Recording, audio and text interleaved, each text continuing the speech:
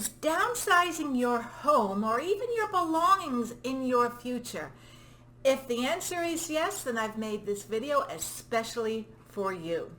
I recently got an email from a YouTube subscriber who you can tell, it's interesting because you can tell by the tone of the email when someone is really, really stressed out and they're overwhelmed and they just don't know what to do. And so the email said, I never realized how much junk I have accumulated. Isn't that true of so many of us? And you could just feel it. She's just all overwhelmed. And the email goes on and on and on to describe all that she's owned. But she also says, I feel paralyzed with indecision. And so that is what this video is about. I want to help you make your decisions, give you some tips and ideas on how you can downsize your home. Stick around to the very end because that's when I have the most important tip, things that I've learned along my journey and my years working as a realtor, but also in a caregiving role when I was presented with a lot of items that were of no interest to me. I made the decision to eliminate them from my surroundings and live a simple life. And so that's what it's all about. People move for different reasons. People move for jobs, they move for to be closer to family, to be further away from family. They move for the weather. We have so many people moving down here to South Florida and to Florida in general because of the weather. But maybe the weather isn't something that is attractive to you. Maybe you want to live in a suburban area for family. Maybe you want to live in the city for the same thing, for entertainment purposes. And there's just a whole host of reasons why people move.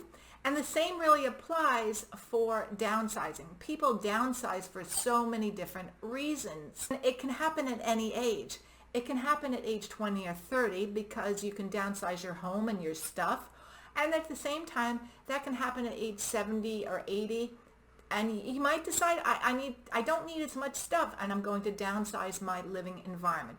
So there are a host of reasons why people move and why they downsize. Some of you might know that in my real life, away from the internet, I have been a realtor for over 20 years, coming up 24, 25 years, thus the gray hair, but I digress. Well, during that period of time, I have met all different types of people from all different age groups and all different income levels, the whole gamut. But I've also had a rental property that I've rented out myself. And recently, last year, I decided that I was going to sell this rental property and I needed to remove, in the nicest of ways, the tenant. Now, the tenant was a unique individual. And just to tell you a little bit about him, he was a man at the time when I decided that I was going to sell the unit. He was about 81 or 82. He became my tenant about 7 or 8 years ago. And his is a very sad story because his wife became ill.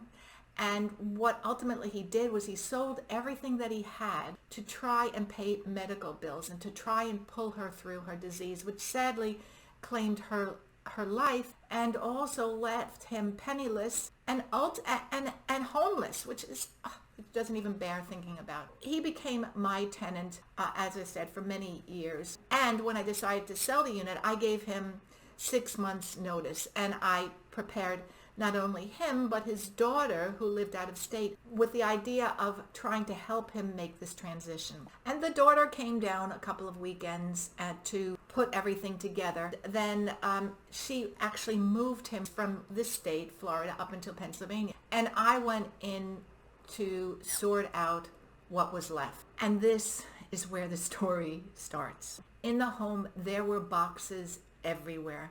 And honestly, ladies, I have no idea how that man lived. He must have come through the front door and wangled his way into the bedroom and lived in the bedroom. He was sick all the time, and when I cleaned underneath the mattress, I could understand because the dust was that thick. It was very, very sad. He had in these boxes his mother-in-law's items that were taken from her home goodness knows how many years ago. They were still wrapped up from the original movers, maybe 30, 40, 50 years ago. He had just boxes and boxes and boxes of memorabilia. He had stacks and stacks of notebooks and all of office equipment because he did own a business, which makes the story even sadder because he lost literally everything. But it was so heart-wrenching to see all this stuff that this man had accumulated along his road and what was passed on to him that he didn't get rid of. If somebody had gone in, maybe even his daughter, to say, we need to sort this out, we need to downsize you, the transition for him would have been so much easier. Not only was he leaving his living environment, but he was leaving all of his stuff behind him. So I have seen what downsizing will do to someone. It really, really is heart-wrenching, but it also can be overwhelming. And because it's overwhelming, people don't deal with it. I have come up with several ideas on how you can deal with downsizing. I've got a couple here that I will mention to you, and also I've created a freebie for you. I'll put it in the link below, and it will detail more of how you can go about downsizing. This is something that I've learned over the last number of years. So this is tried and tested on how you can downsize. The first one on my list is, does this item bring back good memories or bad memories? Now, there's nothing really to say about good memories. Of course, you would want to take it with you. If the item brings back bad memories, why in the world would you bring it with you and into your new environment? I am not suggesting throwing it away. I'm suggesting paying it forward to someone else. Maybe someone else loves that needlepoint swatch that your great-grandmother did and you can't bear to look at, but because your grandmother did it or your great-grandmother did it, you have to keep it. No.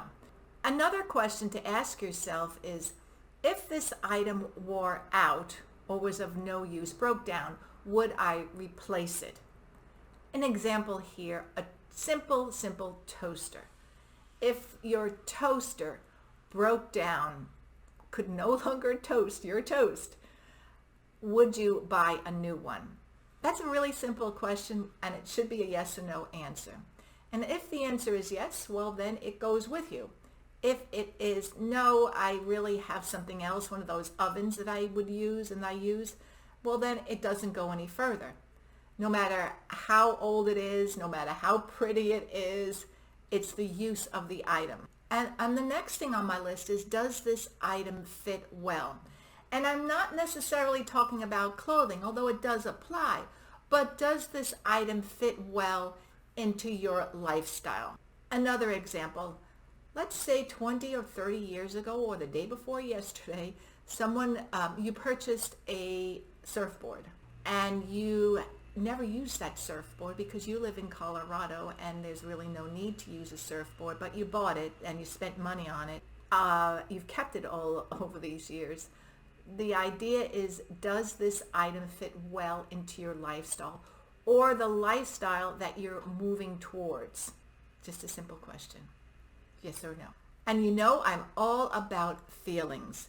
Does that item, does that pencil or pen make you feel good? I know it sounds bizarre, but it's really, really about how you feel, and trust your gut. If it makes you feel good, pack it away, take it on your next journey. If not, out it goes. And here is the last thing that I mentioned that is probably the most important next to the feeling idea. Is that item a when item? W-H-E-N. Will you use that item when you are a smaller size? Will you use that item when you have grass to mow? Will you use that item when you have your fondue party? Is it a when item? Is it something that is in the future that might happen, which has been taking up your space for years and years and years? Downsizing doesn't necessarily mean it's got to do with your home, moving from 5,000 square feet to 1,000 square feet. It doesn't necessarily mean that. Downsizing means to eliminate, in my mind, eliminate all the stuff that is around you that's causing you havoc in your head. Of course, yes, If you're going to downsize and move, then start it today. Don't wait until next week. Don't wait until next year. Slowly, slowly, slowly take baby steps on really going through this list and these items that I've just suggested to you. Click on the link below for more ideas on how to downsize, and I will see you in my next video. Toodles.